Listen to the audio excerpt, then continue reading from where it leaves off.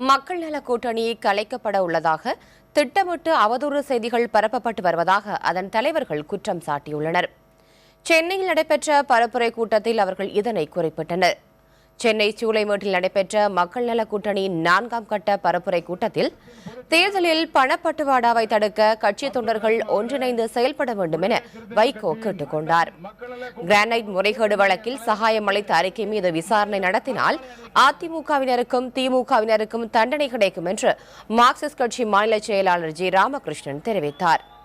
லஞ்சம் கொடுத்தால் மட்டுமே அரசு பணிகள் கிடைக்கும் அவலம் தமிழகத்தில் நிலவுவதாகவும் மக்கள் நல கூட்டணி தலைவர்கள் குற்றம் சாட்டினர்.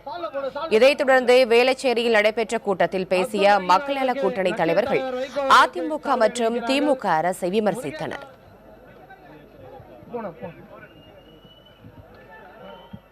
இந்த நாட்டிலே மதுக்கடைகள் கூடாது என்று சொல்லக்கூடிய முழு தகுதியும் பெற்றிருப்பது மக்கள் நல கூட்டணி.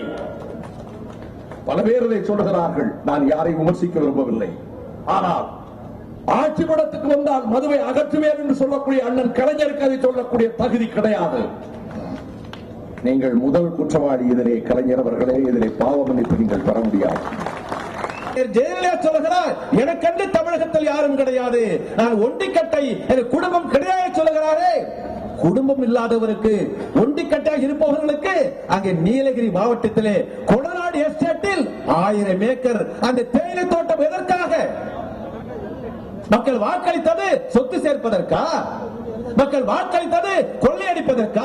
ஜெயலலிதா வேண்டாம், அதிமுக ஆட்சிக்கு வேண்டாம், அந்த இடத்துக்கு நான் வரேன்னு சொல்றேன். யார் சொல்றா?